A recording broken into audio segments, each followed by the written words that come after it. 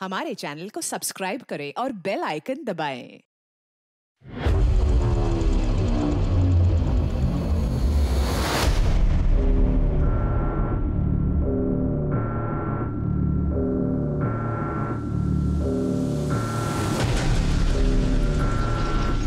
6 महीने हो गए इंतज़ार करते करते। आज सीधे सीधे बता भी दो, कब कर रहे हो हमसे शादी?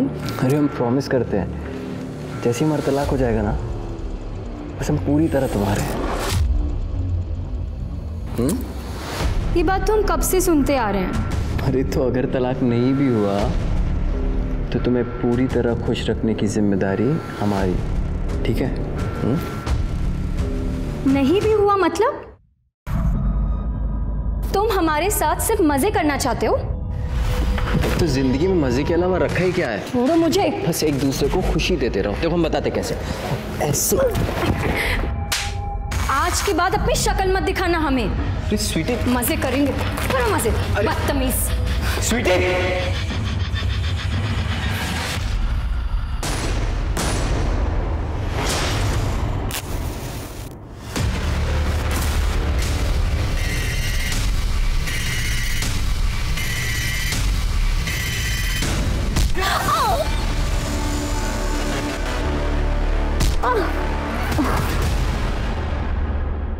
स्वार्थ और विश्वासघात, ये दोनों किसी भी रिश्ते को तोड़ने के लिए, जिंदगियां बर्बाद करने के लिए काफ़ी होते हैं। किसी का चेहरा देखकर उसकी नीयत का पता नहीं लगाया जा सकता। कभी कभी एक बड़ा सीधा साधा सा दिखने वाला इंसान भी भयानक वारदातों को अंजाम दे सकता है। ऐसी वारदातें जिनकी हम कल्पना भी नहीं कर सकते। आज की कहानी ऐसे ही दगाबाजों और उनकी चपेट में आई मासूम जिंदगियों की है।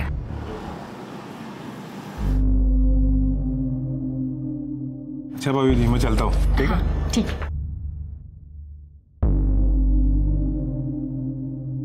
उड़ा लिए गुलछर्रे अपने बॉयफ्रेंड के साथ। इसे बहुत फट्टू है, हमें आते देखते ही भाग गया। अरे आप कैसी बातें कर रहे हैं? उसने नई गाड़ी ली है, इसलिए वो मिठाई देने आया था। अच्छा, अगर हम अभी घर नहीं आते ना तो उसके साथ कार में घूमने जाने का भी प्लान था ना? बोल।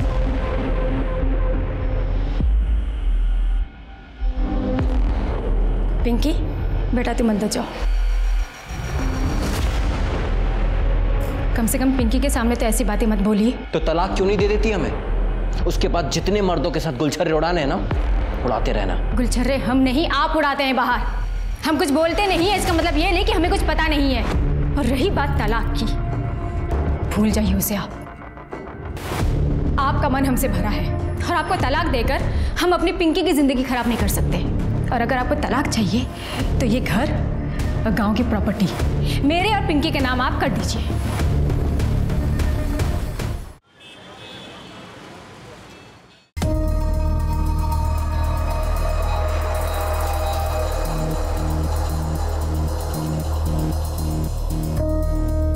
मनीषा, दीपक,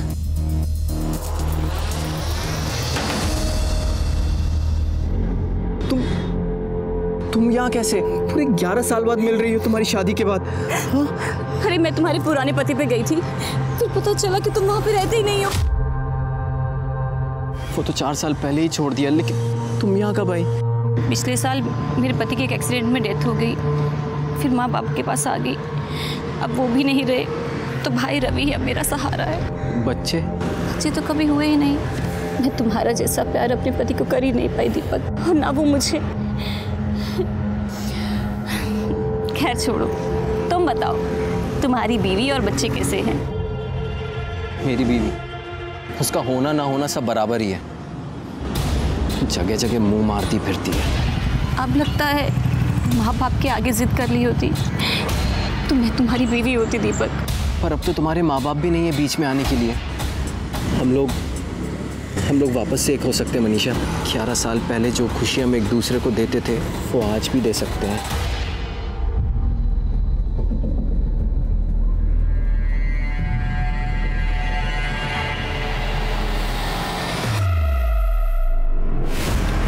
सुनिए जी, आपके पति दीपक वर्मा है ना?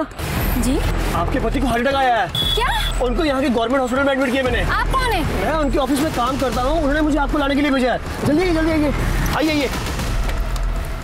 सीट बेल्ट बांध लो आप।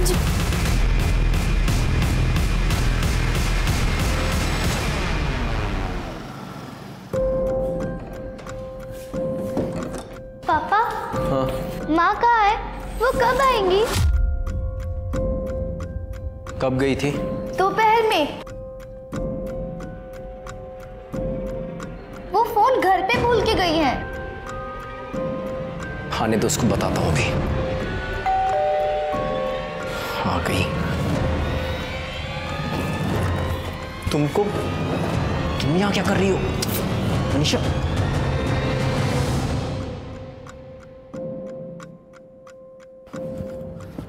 बेटा आप अंदर जाके पढ़ाई करो। हाँ हम बुलाते हैं आप। तुम यहाँ क्या कर रही हो? कोई देख लेगा तो?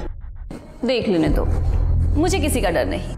मनीषा, अरे मिठाई तो लाओ। तुम ना मुंह मीठा करो। पर ये कौन है? पहचाना नहीं? ये मेरा भाई है रवि। 11 साल पहले मिले थे तो छोटा सा था और हमारी मदद करने लायक नहीं था, लेकिन अब इसने हमारी मदद कर दी है। तुम्हारी बीवी को हमारे रास्ते से हटा दिया दीपक। सर पता नहीं हमारी बीवी राधा कहाँ चली गई। सर बहुत ढूंढने की कोशिश करी पर कहीं नहीं मिल रही। सर प्लीज कुछ कीजिए सर, हमें समझ में नहीं आ रहा हम क्या करें। तुम निराश मत हो, तुम्हारी बीवी को ढूंढने की कोशिश करेंगे। यादव, जी सर। इनकी मिसिंग कंप्लेन लो और कार्रवाई शुरू करो। आइए। Thank you sir. Hello,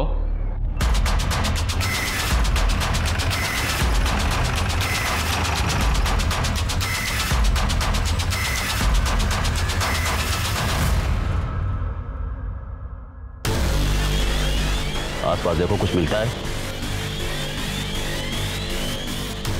sir body आधी जली हुई है, चेहरा भी काफ़ी बिगड़ चुका है। ऐसा लगता है किसी ने पहचान मिटाने की कोशिश की है।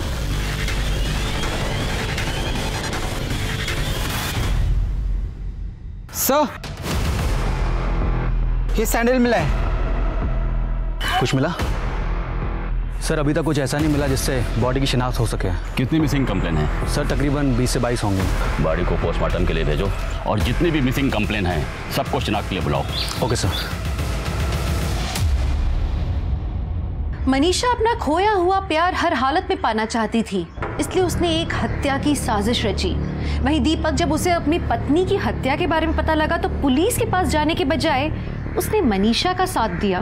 दीपक और मनीषा ने स्वार्थ में सारी हदें पार कर दी थी, लेकिन इसमें राधा का क्या दोष था?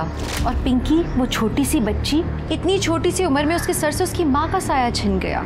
लेकिन ये कहानी यहीं खत्म नहीं होती। इस कहानी में एक नया मोड़ आना अभी बाकी था।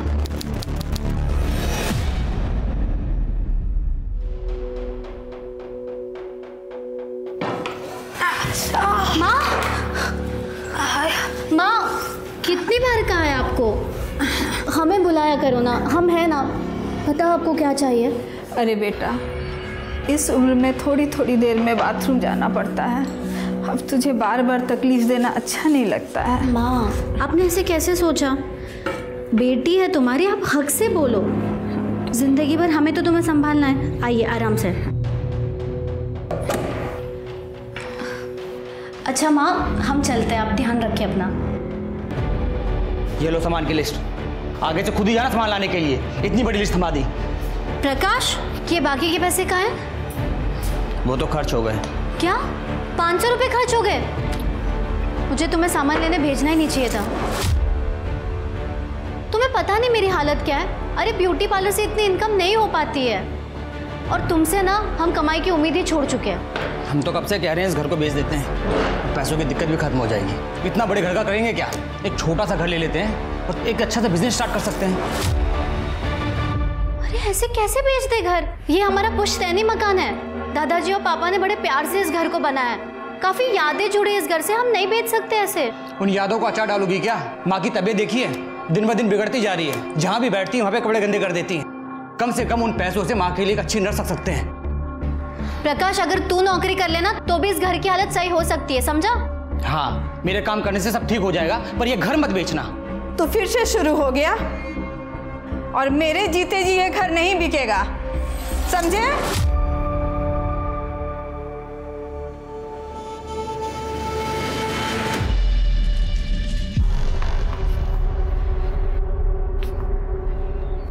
अरे राजू, प्रीति दीदी, हाय। पढ़ाई कैसी चल रही तुम्हारी? अच्छी चल रही है दीदी।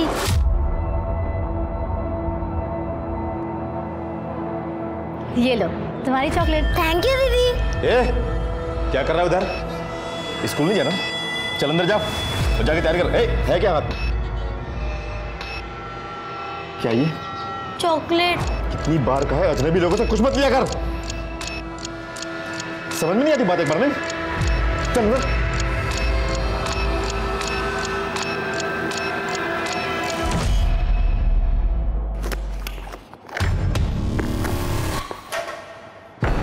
सुन, पता है ना माल किसको पहुंचाना है? पता है चाचा, लेकिन कल तो ऐसा लग रहा था कि पुलिस वाले अंकल हमें पकड़ लेंगे। चुप कर। छोटे बच्चे पर कोई शक नहीं करता। काम करेगा तो खाना मिलेगा, नहीं तो बहुत मार खाएगा। समझ में आ रही बात? ठीक है। चल फटाफट दे क्या। शाबाश।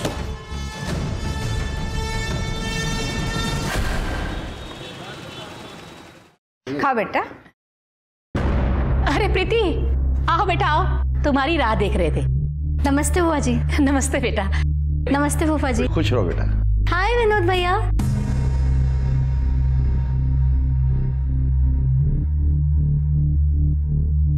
मैं ना कहती थी कितनी अच्छी जोड़ी लग रही है दोनों की। जोड़ी? ये सब क्या चल रहा है माँ? हमें कुछ समझ नहीं आया। अरे प्रीति बैठ बैठ। वो क्या है ना प्रीति, विनोद हमें बहुत पहले से कह रहा है कि हमको प्रीति से ही शादी करनी है। हमें तो कोई ऐतराज नहीं है। लेकिन माँ हमें ऐतराज है। विनोद हमारा कजिन भाई है, बचपन से उसे भैया कहते आ रहे। अब ये अचानक से पति कैसे मान लूं मैं? सब जानते हैं कि विनोद हमारे जेठ का लड़का है। उनके स्वर्गवास होने के बाद हमने विनोद को गोद ले लिया था। अरे तुम्हारा भैया कहाँ से हुआ? अब कितना अच्छा रिश्ता है ना, घर की बात घर में रहेगी। ये सब हमसे नहीं हो पाएगा। प्रीति बेटा, अचानक ये सब बात सुन के परेशान हो गई होगी। थोड़ा वक्त दो उसको सोचने के लिए। तू बैठ बेटा। प्रकाश उठ, ले समोसा खा। बैठ बैठ बैठ। घनश्याम क्या से लाया हूँ, बहुत पसंद है ना तुझे, खा। प्रीति, तुम शादी के लिए इनकार क्यों कर रही हो? तुमको पता है ना, हम तुमको बचपन से पसंद करते। बचपन में खेल में हर बार तुम हमारी पत्नी बनती थी। तब की बात और थी, खेल था वो। हमने तुम्हें कभी उस नजर से देखा ही नहीं है। देखो प्रीति, मेरा दिल मत तोड़। तुम्हें चाहिए तो और समय ले लो। हम सब सोच समझ कर ही कह रहे। बहुत हो गया तुम्हारा नौटंकी। अगर तुमको शादी नहीं करनी है ना तो ये घर बेच दो। ये घर हमारे भैया और पापा का है, इसमें हमारा भी हिस्सा निकलता है। सुन रही है ना आप? हमको हमारा हिस्सा चाहिए।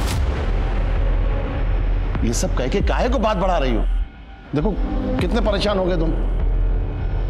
दिमाग थोड़ा शांत रखा करो, सब ठीक हो जाएगा। अब प्रीति को भी थोड़ा वक्त दो सोचने के लिए।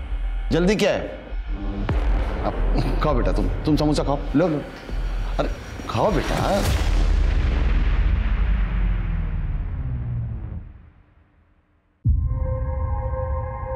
Okay, thank you.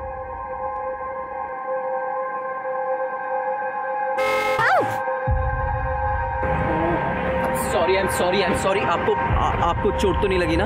नहीं नहीं, मैं ठीक हूँ, कोई बात नहीं। यू श्योर ना? हाँ मैं ठीक हूँ। अच्छा सुनिए, मेरा एक बिजनेस है। I mean MK adult diaper की जो एजेंसी है ना, वो मेरे पास ही है। उसी की मैं डिलीवरी करने आया था यहाँ पे। अगर आपकी पहचान में कोई एडल्ट हो जिनको इस तरह की कोई ज़रूरत हो तो प्लीज़ बताइएगा। वो हमारी माँ बीमार रहती है, तो क्या आपका प्रोडक्ट उनको काम आएगा? बिल्कुल आएगा। और सबसे अच्छी बात तो ये बहुत ही रीजनेबल है और कंफर्टेबल भी। ये बुजुर्गों को ध्यान में रखकर ही इसे बनाया गया है। वेट, ये लीजिए। ठीक है, कितने पैसे हुए? अरे नहीं, ये तो सैंपल है। आप इसे लेकर जाइए, अपनी मम्मी को बोलिए इसे इस्तेमाल करें, अगर वो कंफर्टेबल होंगी तो नेक्स्ट ऑर्डर आप जब देंगी ना तब मैं पेमेंट ले लूँगा। ओके ठीक है, थैंक यू। आपका पता? जी वो कस्टमर फॉर्म भरवाना पड़ता है ना, ये देखिए। अच्छा लिखिए। Thank you.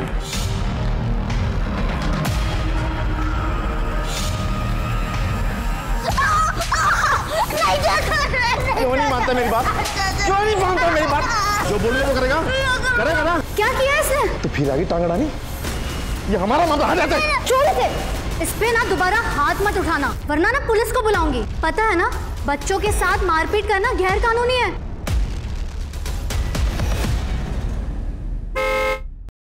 प्रीति जी। ओह हाय।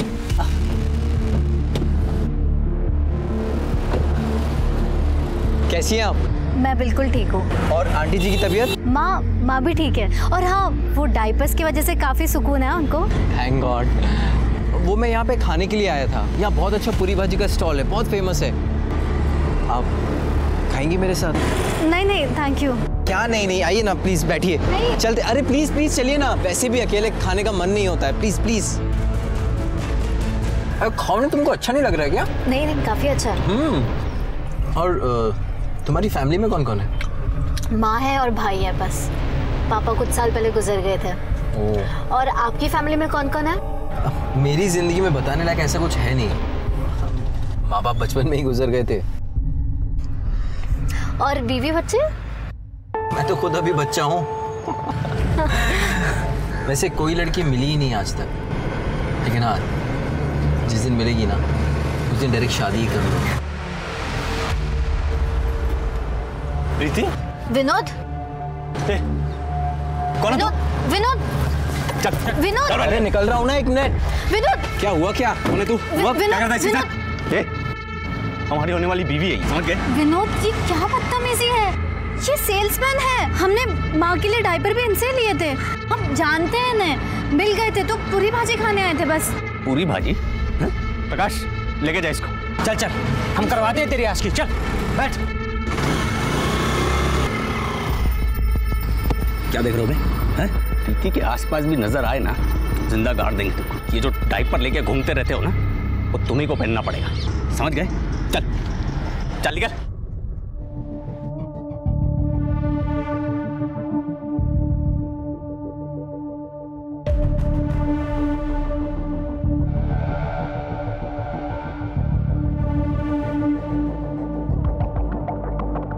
वो ब्यूटी पार्लर के बाहर इंतज़ार करने के बजाय तुम्हें फ़ोन करें तो चलेगा ना? हाँ चलेगा, लेकिन मैं तुम्हें दूसरा नंबर देती हूँ। वो क्या ना, विनोद मेरा फ़ोन चेक करता है। ठीक है, और हमारा पुराना नंबर भी ना बंद हो गया है, तो हम तुम्हें नए नंबर से फ़ोन करेंगे। ठीक है? ठीक है।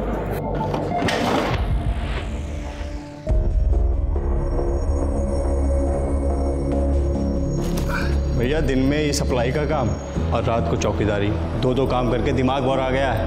पर क्या करें, परिवार के लिए सब करना पड़ता। चंदन फोन दे जरा अपना। क्या बात, नई लौड़िया पटाई होगा? भैया मौज तो आप ही ले रहे हैं, आज ये कल वो परसों कोई और हैं? हाँ वो हम मनोहर लॉज जा रहे थे क्लाइंट से मिलने के लिए। अगर तुम फ्री हो तो वहीं आ जाओ, वहीं से फिर घूमने चलेंगे।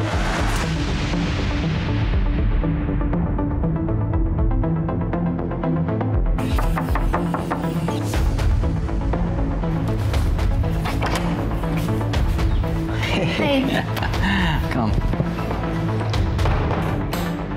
दीपक तुम्हारा क्लाइंट कहाँ है?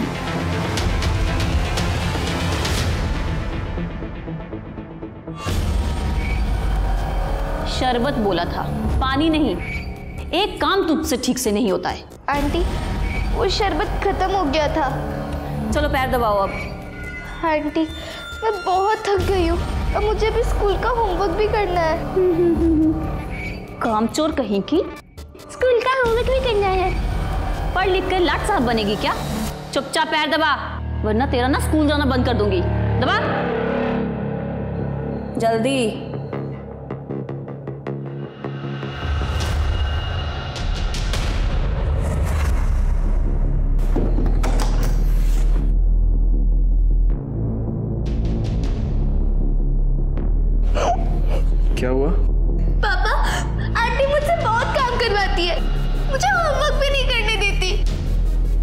वो तुम्हारी माँ है, माँ की तो सेवा करनी चाहिए ना। चलो जाओ अभी अंदर जाओ, और आगे से ना इन सब बातों के लिए मुझे परेशान मत करना, ठीक है? चलो जाओ। आज भी खाना बाहर से खाकर आए हो दीपक? अरे आज भी ज्यादा काम था इसलिए बाहर ही खा लिया। दीपक, जब से मैं प्रेग्नेंट हुई हूँ तुम मुझे अच्छी तरह देखते भी नहीं हो। तुम्हारा कहीं बाहर चक्कर तो नहीं चल रहा है ना? कितना शक करती हो तुम? हम अभी भी सिर्फ तुमसे प्यार करते हैं, और अगर सबूत चाहिए तो चलो अंदर। अरे इस हालत में नहीं दीपक, डॉक्टर ने मना किया है। तुम्हारे ना यही नखरे पसंद नहीं है मुझे। दीपक!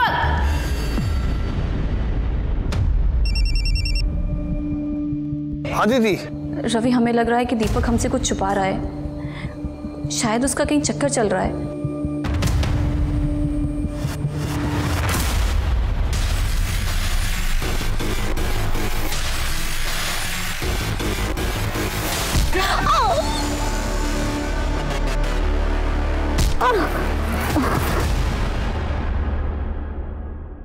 सर, हमारी बहन प्रीति कल शाम से घर नहीं आई है। उसके ब्यूटी पार्लर से पता चला है कि वो कल 6 बजे वहाँ से निकल चुकी थी। तो तुमने उसकी मिसिंग कंप्लेंट कल शाम को क्यों नहीं लिखाई? पुलिस 24 घंटे से पहले मिसिंग कंप्लेंट लिखती कहाँ है? प्रीति रोज कितने बजे घर आती है? वैसे तो सर वो 8 बजे तक आ जाती थी, लेकिन अभी कुछ दिनों से थोड़ा सा लेट आ रही थी। क्यों? शायद उसका किसी के साथ अफेयर चल रहा था। किसके साथ? पता नहीं सर, मैंने कभी पूछा नहीं। शर्मा, प्रीति की डिटेल्स इनसे ले लो। सर। तुम्हें किसी पे शक है? प्रीति का किसी से कोई झगड़ा या अनबन थी? विनोद कहने के लिए हमारा कज़न है, वो प्रीति से शादी करना चाहता है, पर प्रीति उसे शादी नहीं करना चाहती है। विनोद, हम तो प्रीति से 2 दिन पहले मिले थे, हमको क्या पता वो कहाँ है। हमने सुना है तो प्रीति को बहुत परेशान करता है, बहुत चिल्लाता है उस पर। सर, प्रीति को तो हम अपने घर की बहू बनाना चाहते हैं, हमें भी उसकी फिक्र है, और आप हमें से सवाल पूछ रहे हैं। अब प्रीति की माँ अनुराधा का फोन भी आया था, वो बहुत परेशान है। आप प्रीति को ढूंढिए, बड़ी मेहरबानी होगी आपकी। सर, प्रीति के मोबाइल रिकॉर्ड्स, उसके मोबाइल की लास्ट लोकेशन संगटा जंगल के आसपास की है, जिसके बाद उसका फ़ोन स्विच ऑफ हो गया। सर, कॉल रिकॉर्ड्स में भी कुछ सस्पिशियस नहीं मिला है, ना कोई लेट नाइट कॉल्स, ना कोई ऐसे कॉल जिस पे बहुत देर तक बातें हुई। सभी कॉल्स या तो काम से रिलेटेड थी या तो फैमिली के साथ। सर, संगटा जंगल में एक लाश मिली है।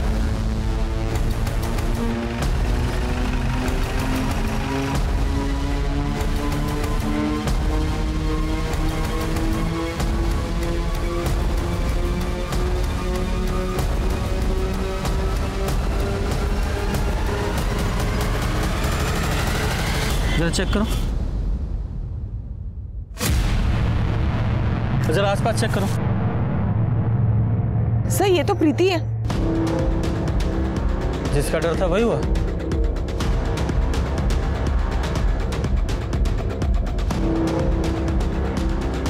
सर, इसका सिर फटा हुआ है, शायद किसी भारी चीज से वार किया गया है।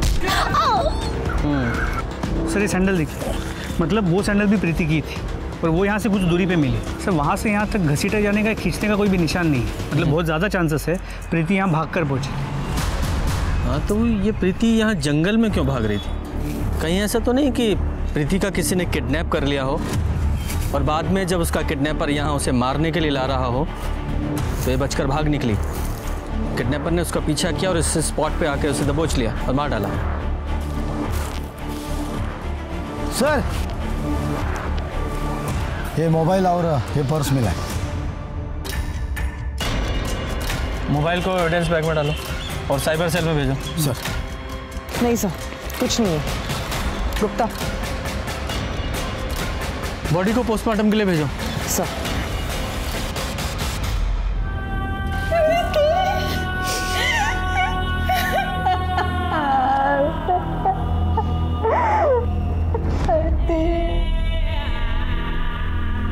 सर, प्रीति की पोस्टमार्टम रिपोर्ट के मुताबिक उसकी मौत 22 फरवरी की रात 6 से 9 बजे के बीच हुई है।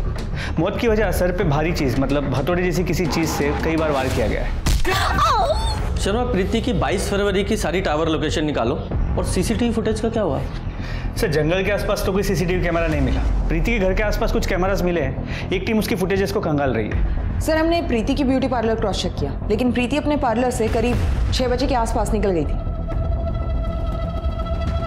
फिर वो संगठा के जंगल में कैसे पहुंची? शर्मा, उस एरिया के जितने भी हिस्ट्री शीटर हैं सबको उठाओ। प्रीति के भाई ने बताया था प्रीति का किसी के साथ अफेयर था। सर उसने कहा तो था, लेकिन कॉल रिकॉर्ड्स में ऐसी कोई बात सामने नहीं है।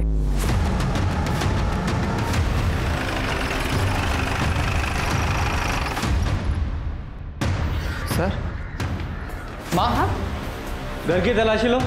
सर क्या ढूंढ रहे हैं साहब? किस चीज की तलाशी? सर क्या ढूंढ रहे हैं आप? तलाशी के बाद बताते हैं।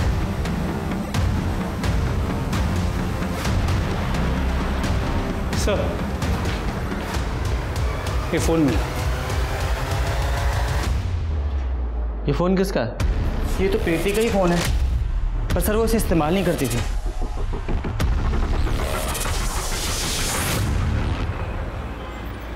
ठीक है सर, प्रीति के पुराने फोन को चेक किया। पिछले 1 महीने से वो सिर्फ एक नंबर से बात कर रही थी। सर वो नंबर किसी चंदन मिश्रा के नाम पे रजिस्टर्ड है। उठा के लाओ उस चंदन मिश्रा को। सर हमने कुछ नहीं किया।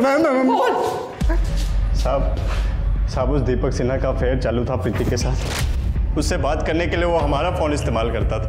कभी कभी तो खुद ही जेब से निकाल लेता था साहब। पुरानी जान पहचान थी तो हमने मना भी नहीं किया। इसके अलावा हम कुछ नहीं जानते साहब। हमने कुछ नहीं किया साहब। कुछ अच्छी कहानी है। कहानी नहीं है साहब। ये देखिए साहब, ये है दीपक सिन्हा। शर्मा, इस दीपक सिन्हा की पूरी डिटेल्स निकालो।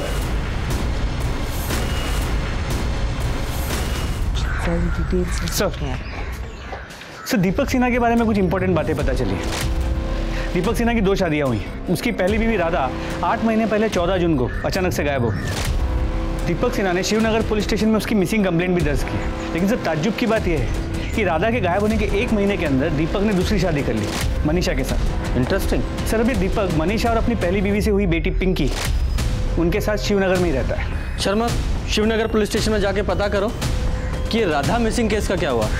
सर जिस दिन दीपक ने राधा की मिसिंग कंप्लेन लिखाई थी उस दिन कमला नगर में एक जली हुई लाश मिली थी। चेहरा पूरी तरह जला हुआ था। पोस्टमार्टम रिपोर्ट से पता चला 25 से 30 साल की औरत थी। गला घोंटकर उसको मारा गया। मैंने कुछ लोगों को बुलाया था बॉडी की शिनाख्त के लिए। हमें बॉडी के पास चप्पल मिली है, आप देखिए। क्या आप जानते हैं इसे? बॉडी के पास हमें चप्पल मिली है, क्या आप लोग इसे पहचानते हैं? ये तो शुभांगी की चप्पल है। शुभांगी, हमारी बेटी की लाश। नहीं सर ये हमारी बीवी नहीं है सर ये इन्हीं की बेटी होगी सर। पता नहीं हमारी राधा के साल में होगी। राधा मिसिंग केस तो अभी भी ओपन है, लेकिन राधा का अभी तक कुछ पता नहीं चला। आपने बॉडी की डीएनए टेस्ट करवाई थी? नहीं, हमने डीएनए सैंपल लिया था, लेकिन चौबे फैमिली ने जब बॉडी की शिनाख्त कर ली तो हम लोगों ने बॉडी उनको सौंप दी। वेरी गुड शर्मा, ये डीएनए प्रिजर्व है, ये तो हमारे लिए बहुत अच्छी खबर है। इस चौबे दंपति को ढूंढो, उनकी ज़रूरत पड़ेगी। तब तक मैं इस दीपक की खबर लेता हूँ। Okay sir. प्रीति? कौन प्रीति सर? मैं किसी प्रीति को नहीं जानता सर। नाटक बंद कर। वो चंदन है ना तेरा सिक्योरिटी वाला, सब उगल दिया उसने। तेरा अफेयर था ना प्रीति के साथ। दीपक, ये सब क्या है? इंस्पेक्टर सर क्या बोल रहे हैं? 22 फरवरी की शाम को 6 से 8 बजे के बीच कहाँ था तू? मैं तो ऑफिस में ही था सर। अच्छा, क्या सबूत है? सर सबूत तो हम खुद है सर। हमारा प्रीति के खून से कुछ लेना देना नहीं है सर। मैंने खून कब कहा? मैंने तो ऐसा कोई आरोप नहीं लगाया।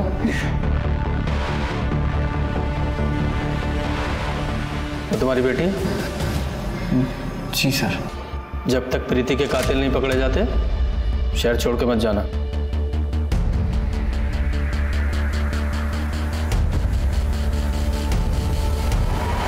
आपकी बेटी शुभांगी के केस के बारे में आपसे बात करनी थी। उसका कोई फोटो है आपके पास? जी सर, हम बहुत परेशान थे। हमने उस चप्पल को देखकर उस जली हुई लाश को अपनी बेटी मान लिया था, लेकिन सर हमें लगता है कि हमारी बेटी आज भी जिंदा है। ऐसा क्यों लगता है आपको? पिछली दिवाली को एक फ़ोन आया था और उस फ़ोन पे एक लड़की के रोने की आवाज़ आ रही थी और सर वो लड़की मुझे पापा बोल रही थी। लेकिन सर अचानक से ही कॉल कट गया। हमने उस नंबर पर कई बार कॉल किए पर किसी ने फ़ोन नहीं उठाया। हमें लगा ये हमारा वहम है। उस वक्त भी हमें शक था कि शुभांगी किसी लड़के के साथ भाग गई है। पूजा जरा चेक करो इन लोगों का शक सही है या नहीं। सर। शर्मा इन दोनों के डीएनए सैंपल ले लो और जरा मैच करा के देखो। सर।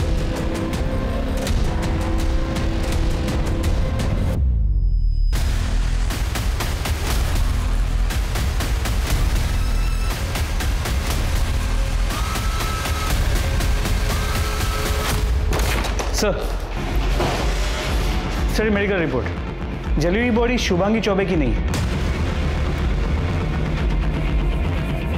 तो वो डीएनए दीपक सिन्हा की बेटी पिंकी से मैच करा के देखो। सर दिवाली के दिन चौबे फैमिली को जो कॉल आया था वो नागपुर के रमेश नगर के पीसीओ से किया गया था। ये नागपुर पुलिस को कांटेक्ट करो और देखो ये शुभांगी जिंदा है या नहीं। सर।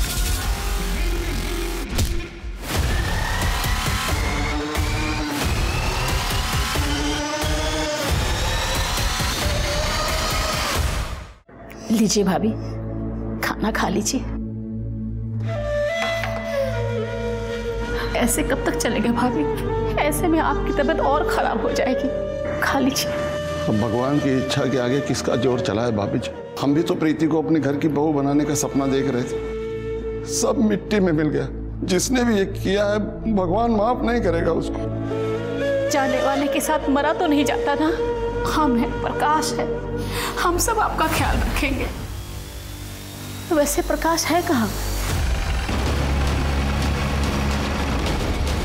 हाँ ठीक है, जाओ जरा आसपास चेक करो, बॉडी चेक करो।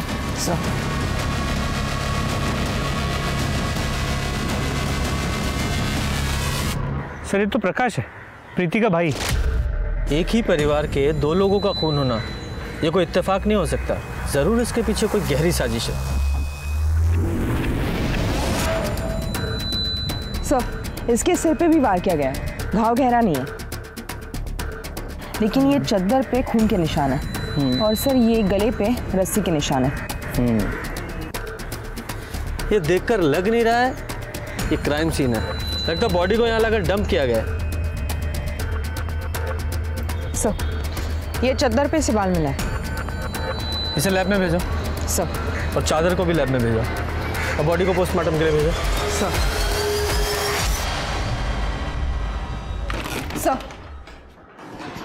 सर नागपुर पुलिस ने इंक्वायरी की है, हमारा शक सही निकला। शुभांगी नागपुर में रहती है अपने पति के साथ। ये रही उन दोनों की फोटो। सर शुभांगी ने कबूल किया कि उसके माँ बाप इस शादी के खिलाफ थे, इसलिए वो गोरखपुर से नागपुर भाग गई थी। Good job. इस शुभांगी को गोरखपुर आने के लिए बोलो। सर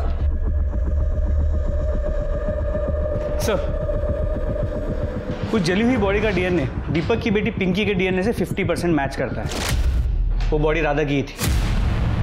सर एक और सस्पिशियस बात पता चली, दीपक और उसकी दूसरी बीवी मनीषा बहुत पुराने आशिक हैं और मनीषा का भाई रवि हिस्ट्री शीटर है, मारपीट के केस में अंदर जा चुका है। ये दीपक सिन्हा ने अपनी पत्नी राधा की मिसिंग कंप्लेंट 14 जून 2019 को दर्ज की थी ना? जी सर। ये मनीषा और उसके भाई रवि की 14 जून 2019 की डिटेल्स निकालो। चल बैठिए। मैम आपको कोई गलतफहमी हुई है। मैं प्रेग्नेंट हूँ और इस हालत में मैं किसी का खून कैसे कर सकती हूँ? और वैसे भी उस दिन तो मैं डॉक्टर के पास गई थी। चुप, एकदम चुप रहे। 8 महीने पहले शिवनगर पुलिस को जिस औरत की जली हुई लाश मिली थी वो तेरी बीवी राधा की थी और ये बात साबित हो चुकी है। तू बताएगा या तेरे हलक से निकलवाऊं? साहब हमने नहीं मारा उसको। साहब इसने मारा है उसको। साहब झूठ बोल रही है। साहब मैंने किसी को नहीं मारा साहब। 14 जून जिस दिन राधा का मर्डर हुआ, तेरे मोबाइल के टावर की लोकेशन उसी एरिया की थी जहां में उस औरत की जली हुई बॉडी मिली थी। पूरी इन्फॉर्मेशन है हमारे पास। साहब हमने कहा था ना, साहब यही खूनी है साहब। साले कमीने तेरे लिए किया मैंने सब कुछ। ये हमारे लिए किया, अपनी बहन के लिए किया। हमने कहा था राधा को मारने के लिए। मेरी बहन के नाम लगा तू। बहन से बीच में अब ये भी बताओ कि प्रीति और प्रकाश को क्यों मारा? साहब हम तो प्रीति से प्यार करते थे, हम क्यों मारेंगे उसको? साहब इसने ही मारा है साहब प्रीति को भी। अच्छा, प्यार करता था तू?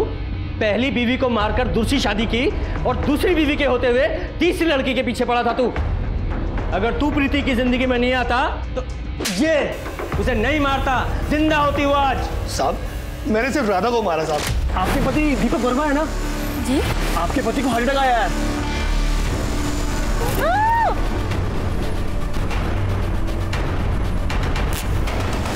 उसके अलावा मैंने किसी को नहीं मारा साहब। साहब इसी ने मारा होगा ये। 22 फरवरी की शाम 6 से 9 के बीच कहाँ था तू? साहब मैं तो शादी में गया था साहब। और तू कहाँ था? हम ऑफिस में थे साहब। शर्मा जरा पता लगाओ कितना सच बोल रहे हैं दोनों। और गुप्ता जरा अच्छे से खातिरदारी करो इनकी। नहीं साहब, नहीं साहब, हमने कुछ नहीं किया साहब। जाना साहब प्रीति से। नहीं साहब आराम। सर शुभांगी को शिवनगर पुलिस स्टेशन में स्टेटमेंट देने के लिए भेजा और ये प्रकाश की पोस्टमार्टम रिपोर्ट। सर रिपोर्ट के हिसाब से उसकी मौत गला दबाने की वजह से हुई थी, लेकिन मौत से पहले उसके सिर पे किसी भारी चीज से वार किया गया था। सर प्रकाश के चद्दर पर उसके अलावा और किसी के भी हेयर सैंपल्स मिले। सर आनंद नगर में जो सीसीटीवी कैमरास मिले थे उनमें से 2 कैमरा की फुटेज में कुछ ऐसा मिला है जो काफ़ी सस्पिशियस है। दिखाओ। सर ये देखिए, प्रीति इस कैमरा के सामने से करीब 6:35 पे गुजर रही है और इस कैमरा के सामने वो करीब 7 बजे पहुंच रही है। मतलब सर उसे 25 मिनट लगे, लेकिन जब हमने इसके पहले के दिनों की फुटेज को कंपेयर किया तो ये डिस्टेंस कवर करने के लिए वो सिर्फ 10 मिनट ले रही थी। मतलब 15 मिनट के लिए ये प्रीति कहीं रुकी थी। लेकिन सर उस रास्ते पे सिर्फ एक बंद घर है, वहाँ क्या करने गई हो? अब ये तो पता लगाना पड़ेगा।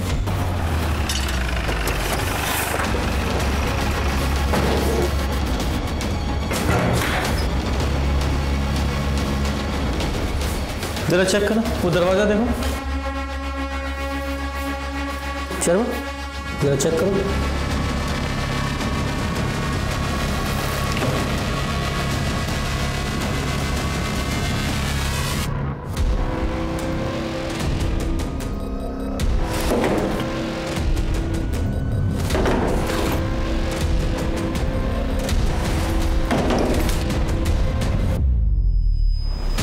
Raju Singh, 6th division, room number 105, Shankar road, Anand नगर।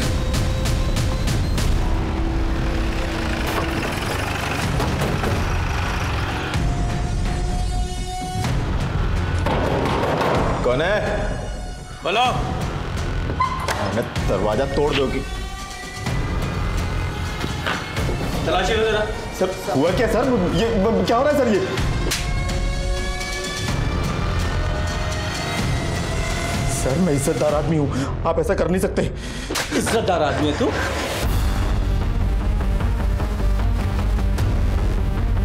बेटा ये बैग तुम्हारा है ना?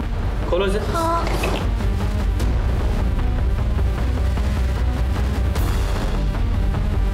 तुम्हारे बैग में ये कट्टा कहाँ से आया? पता ना कहाँ से आया। कट्टे स्मगल करने के लिए बच्चे का इस्तेमाल करता है तू? हाँ? नहीं सर। बोल बोल। सर ये देखिए क्या मिला। इज्जतदार आदमी है तू? ये है तेरी इज्जत? बेटा जरा 22 तारीख को प्रीति दीदी से मिले। हाँ।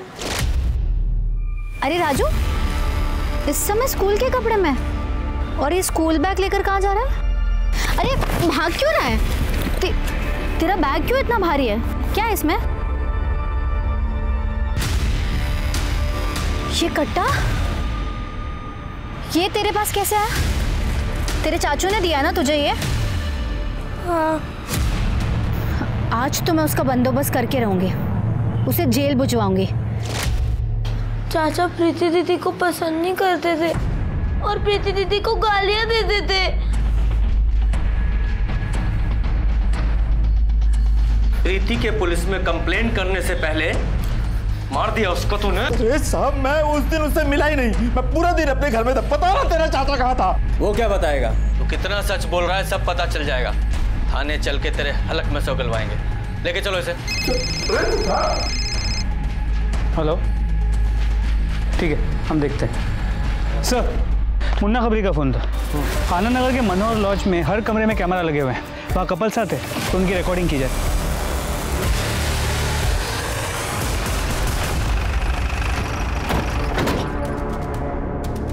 शर्मा, मैनेजर को लेके आओ।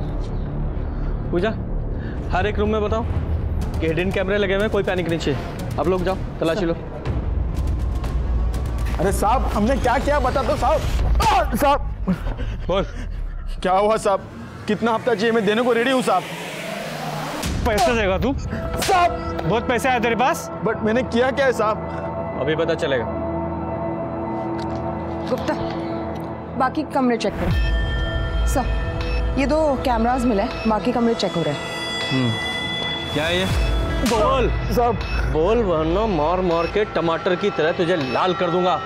बताता हूँ साहब, हम तो सिर्फ यहाँ पे काम करते हैं साहब। हमें कहा गया था कि सेक्स वीडियो रिकॉर्ड करके उसकी कॉपी बना के एक आदमी को भेजते रहे। वो आदमी हमें उस सेक्स वीडियो के बदले अच्छे पैसे देता है साहब। कौन है वो आदमी? कौन है वो आदमी? शर्मा, जहाँ इन कैमराज की वीडियो रिकॉर्डिंग होती है वो हार्ड डिस्क रिकवर करो। सर, मनोहर लॉज से जो हार्ड ड्राइव बरामद हुए थे उनमें कई सारे सेक्स वीडियोस मिले। सर, उनमें से एक सेक्स वीडियो में प्रीति भी है। प्रीति? सर, ये देखिए।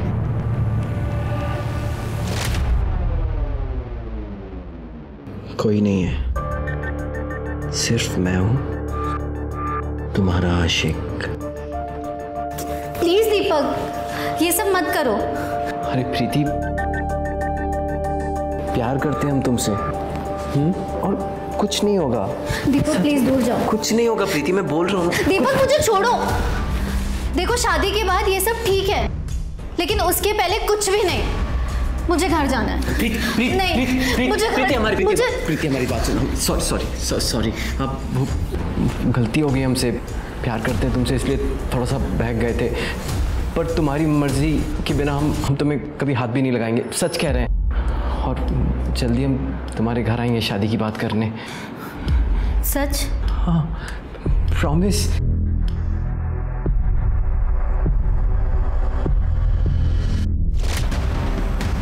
उठा के लाओ इन मर्डर्स के मास्टरमाइंड को। सर,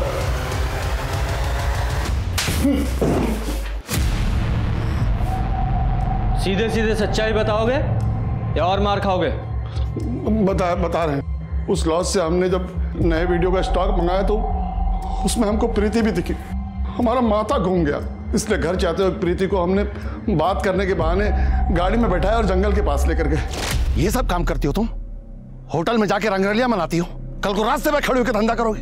ये घटिया काम तुम्हें पसंद है, पर मेरा बेटा नहीं। देखिए फूफा जी, हमसे ना तमीज से बात कीजिए, और ये हमारा पर्सनल मामला है, आप बीच में मत पड़िए। प्रीति, तो जिसके साथ मुंह काला कर रही है ना होटल में, वो दीपक वर्मा, शादीशुदा है वो। 2 शादी की है उसने।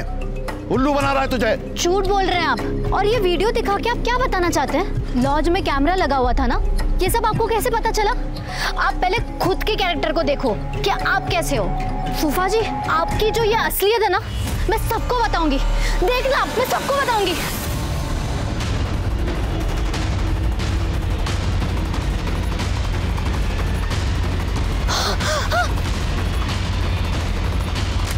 ये बात हमने अपनी बीवी को बता दी।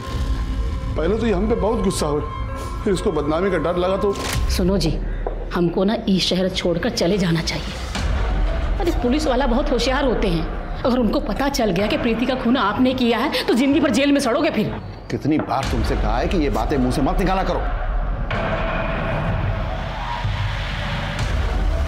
हमने मारा प्रीति को। देखो प्रकाश, पुलिस के पास जाएंगे और सब कुछ सच बता देंगे। हमारी बात सुनो ना प्रकाश, हम समझा रहे ना तुमको क्या हुआ था। हम उसकी लाश चादर में लपेट कर लेकर गए, और जब फेंकने लगे तो हमको चादर पे खून लगा हुआ दिखा, इसलिए हमने चादर भी वहीं छोड़ दी। अब वही चादर तुम्हें फांसी के फंदे तक पहुंचाएगी। उस चादर पे तुम्हारे बाल मिले हमें।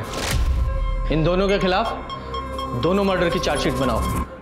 सर, प्रीति और प्रकाश के खून के आरोप में चरणदास और उसकी पत्नी सुमन को सजा मिली।